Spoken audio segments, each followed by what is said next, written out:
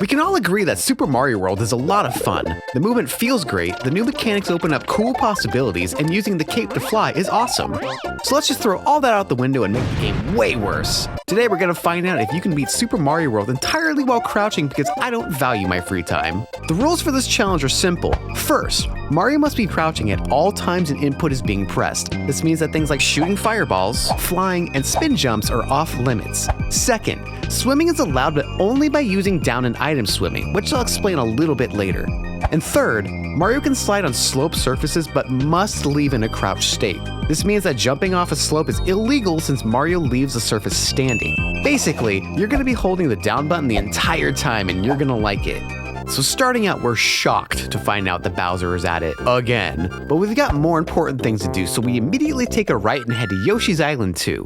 The first couple levels are pretty chill. Just do some ducking and jumping and hit the goalposts.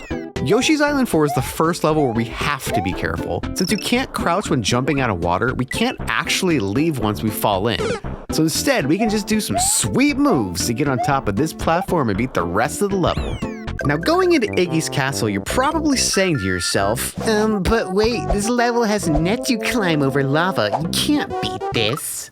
Let me introduce you to the world of glitches. In Super Mario World, certain power-ups and obstacles remember Mario's previous behavior after interacting with them. Did you know that if you grab a pea balloon while spin jumping, the game will keep your spin jump, allowing you to do things like this? Or, if you grab a vine while flying, you can continue to fly after jumping off as if nothing ever happened. So by crouching before jumping onto the net, we can actually keep our crouch state until we land back on the ground, which lets us get to the checkpoint no problem.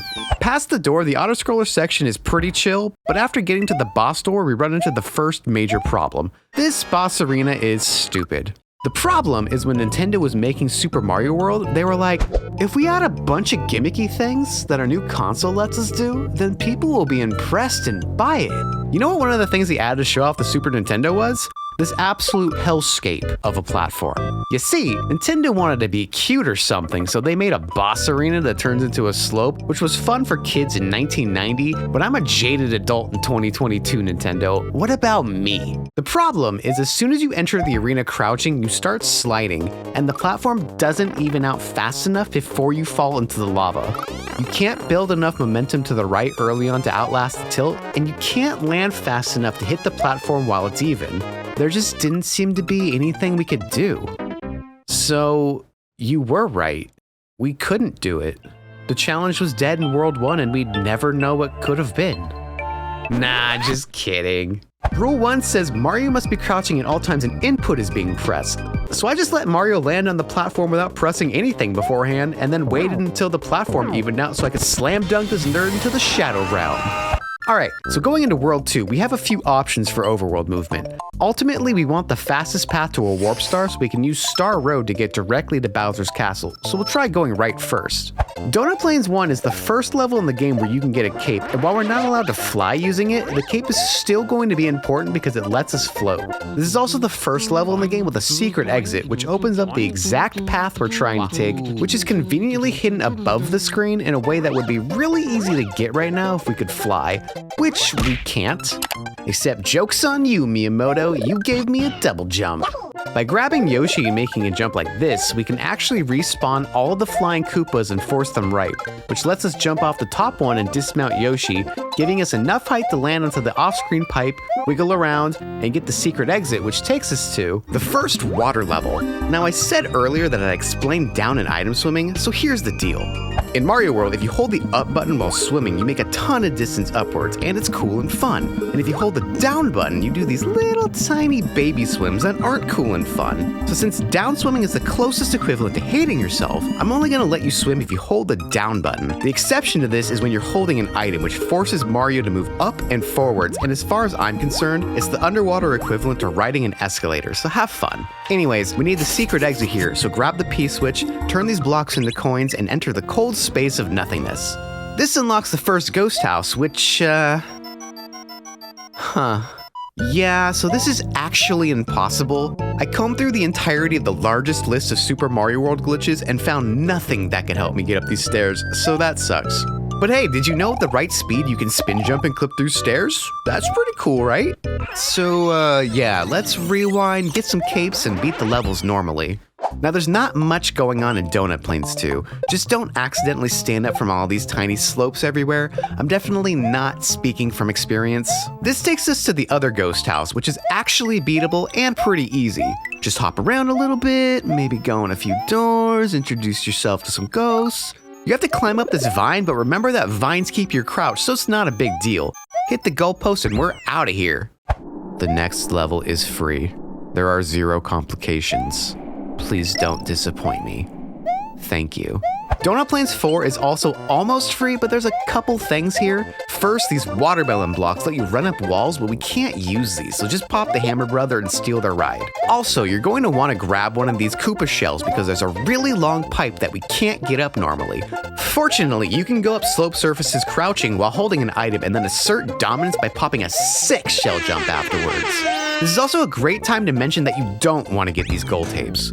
When you get a gold tape, you get a number of points determined by how high the tape was when you grabbed it, somewhere between 1 and 50. When you hit 100, you get sent to the bonus room where you get to play this fun mini game to earn lives.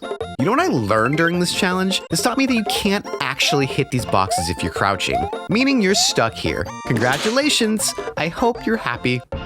Now, Morton's Castle is interesting because at first glance, it seems like we're stuck. There's this huge slope surface at the very beginning that's way too long to get up.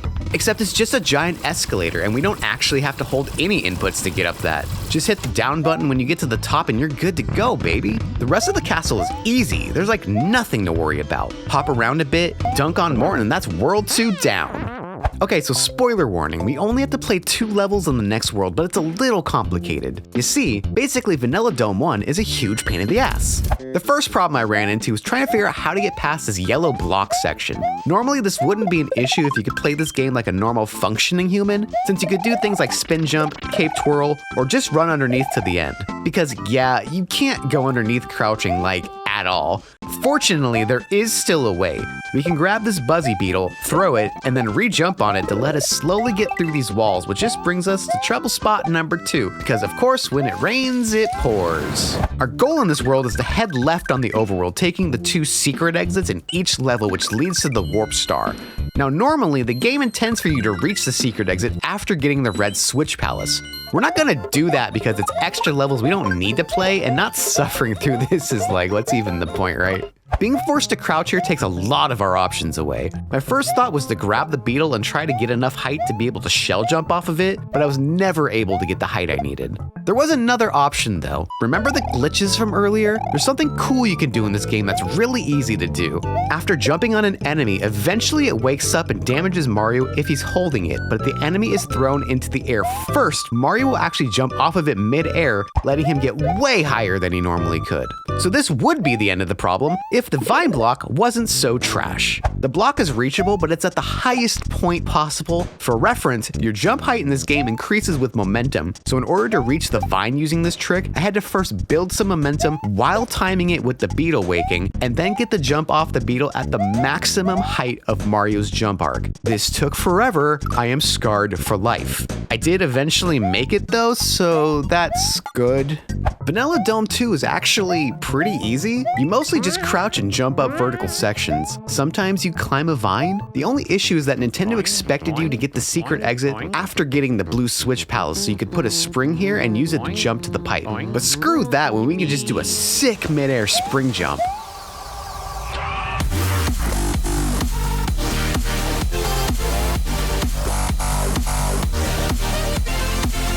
Alright, so we made it to Star World. Our next goal is to make it to this star here, which will let us warp directly to Bowser's castle. Paths to the next levels only open if you beat secret exits, so that's our game plan for the next 3 levels. Star World 2 is free. Now this is what I call hell. Star World 3 took forever, which might shock you. I mean, look at it, the goalpost is right there. Unfortunately, the secret exit is above the screen and Nintendo intended for you to reach it using this cloud, which is stupid. The cloud is dumb because you can't crouch and go up in it, so it's useless. Just like me. I spent a long time trying to figure this out. I tried it with Yoshi, with the Lakitu, with the Spinies. I even tested the level without crouching just to double check you could even do this without a cloud. I was baffled because in all my attempts trying to make the jumps off screen, I either bonked the ceiling or I couldn't make it over the top. Or so I assumed. And that last sentence was the key. The jumps were off screen.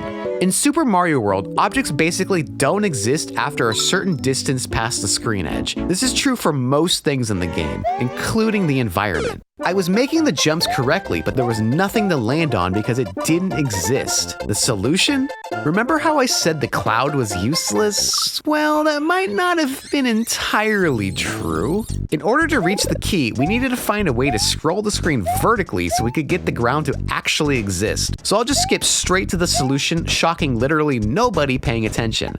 It was that damn cloud. By jumping in the cloud and jumping back out, it forces the screen to scroll up, letting us actually make it to the top, grab the key, and oh my god, I'm free. Comparatively, the final level in Star World is easy. All you gotta do is get a cape, grab this baby Yoshi, and take it to the keyhole without feeding it.